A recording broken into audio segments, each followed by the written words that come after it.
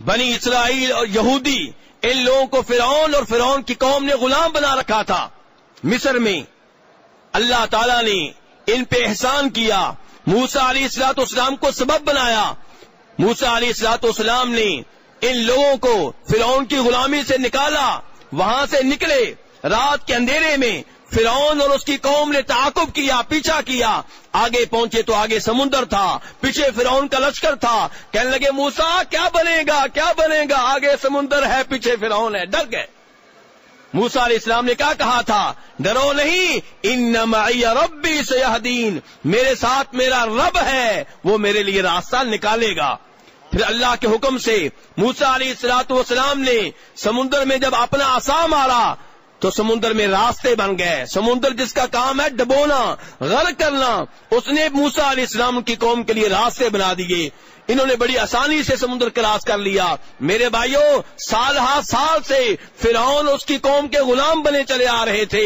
فرعون اس کی قوم ان پہ ظلم کرتی تھی, ان سے کام لیتی تھی, ان کو نوکر بنا رکھا تھا.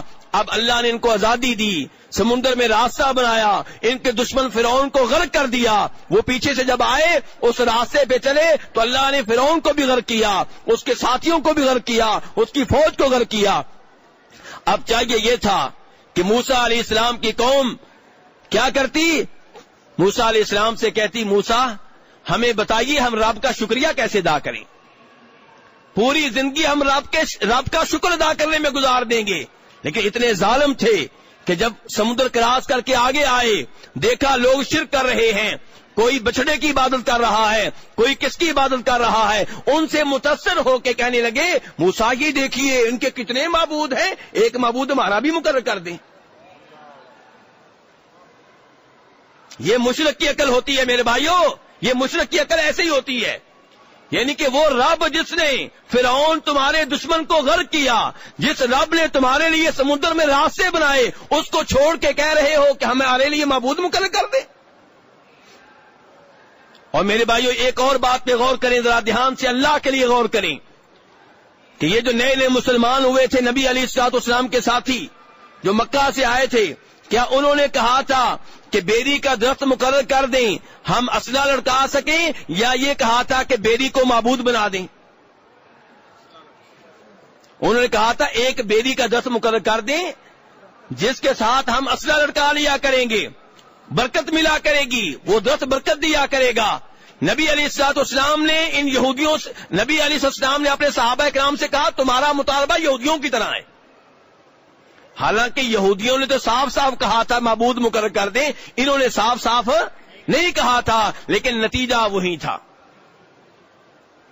جب آپ کسی درخت پہ امیدیں لگائیں کہ یہ مشکل کشا ہے, یہ برکت ڈالے گا, یہ فائدہ دے گا, تو گویا کہ آپ نے اسے معبود بنا لیا.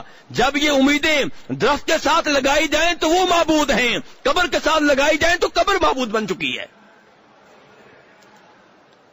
تو میرے بھائیوں اپنے رشتہ داروں کو سمجھائیں, محلے والوں کو سمجھائیں. ترمذی شریف کی حدیث ہے, یہ سعودی حکومت نے نہیں بنائی, سعودی علماء کرام نے نہیں بنائی. ترمذی شریف آپ کے ملک میں, آپ کے ملک کے مدرسوں میں موجود ہے, کتب خانوں میں موجود ہے.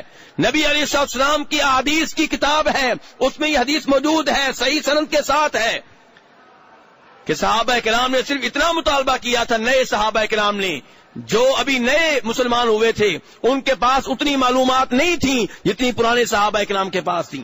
صرف یہ مطالبہ کیا تھا کہ ایک درخت مقرر کر دیں جس پہ ہم اسلحہ لڑکایا کریں گے تاکہ برکت ہو, اور اس کے پاس ہم بیٹھ جایا کریں گے مجاور بن کر.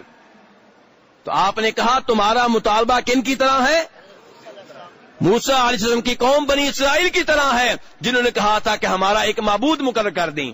تو میرے بھائیوں آپ برکت کے لیے کسی درخت کو مقرر کریں اپنی طرف سے, یا قبر کو مقرر کریں, درگاہ کو مقرر کریں, یہ مطالبہ یہودیوں کے مطالبے کی طرح ہے اور یہ شرک کے مترادف ہے. اللہ تعالی ہمیں شرک سے محفوظ فرمائے.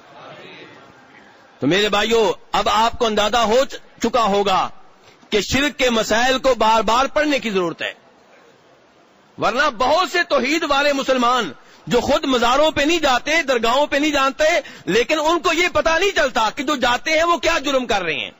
بس اتنا پتا ہے کہ غلط کر رہے ہیں. کیوں غلط ہے, کس لیے غلط ہے, وجہ کیا ہے. وجہ اس حدیث نے بتا دی ہے کہ یہ اس کو معبود بنانے کے مترادف ہے. میرے بھائیو، اسی لیے جناب عمر فاروق رضی اللہ عنہ نے کیا کہا تھا؟ بخاری شریف کی حدیث حجر اسود سے کیا کہا تھا کہ میں اللہ کی قسم اٹھا کے کہتا ہوں تو نفع و نقصان کا مالک. اللہ اکبر. کس لفظ سے کہا؟ جو جنت سے آیا ہے. کس پتھر سے کہا ہے؟ جو کہاں سے آیا ہے؟ جنت سے آیا ہے، جس کو نبی علیہ السلام نے بوسہ دیا ہے. کہا تو نفع و نقصان کا مالک نہیں ہے، پھر بوسہ مجھے کیوں دے رہے ہو؟ اگر نبی علیہ السلام نے تمہیں بوسہ نہ دیا ہوتا میں نے نہیں دینا تھا، چاہے جنت سے آئے ہو. اس کا مطلب یہ نکلا کہ چاہے تم جنت سے آئے ہو، میں بوسہ اس لیے نہیں دے رہا کہ تم جنت سے آئے ہو، اس لیے دے رہا ہوں کہ اللہ کے رسول نے دیا تھا صلی اللہ علیہ وسلم.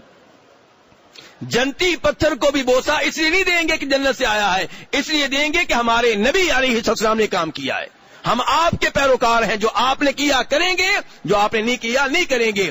اور یہاں پہ جناب عمر فاروق نے ہمیں یہ مسئلہ بتا دیا، سمجھا دیا. عقل مند کے لیے اشارہ کافی ہے کہ حجر اسود کو بوسہ اس لیے دے رہے ہیں کہ آپ نے دیا ہے، آپ نے نہ دیا ہوتا تو نہیں دینا تھا. تو کعبہ کی دیواروں کو آپ نے بوسہ دیا؟ ہم دیں گے؟ نہیں دیں گے. کعبہ کے باقی کونے، رکن یمانی اور ادھر والے دو حتیم کے پاس 2 کونے ہیں، انہیں اللہ کے رسول علیہ السلام نے بوسہ نہیں دیا، ہم نہیں دیں گے. رکن یمانی کو آپ نے ہاتھ لگایا، ہم ہاتھ لگائیں گے.